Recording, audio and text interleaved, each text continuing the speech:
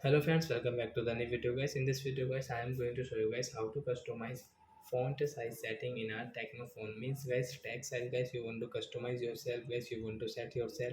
So guys, you can use and guys, you can set yourself in your Tecno phone guys. In this video guys, I am going to show you guys how to customize screen text size means font size. So first of all guys, we will on our phone setting to customize it. Then guys scroll it and guys you can see your display and brightness setting. Tap here, guys click on your font size. So as you can see guys, there are guys three sizes. So guys you can customize yourself. Guys you want to set it to get default and guys you want to set into small size.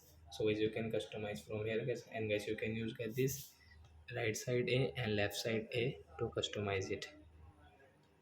So guys you want to customize, maybe you want to set into a small size. So guys tap here and come back. So guys you can see guys your font means like text size is small.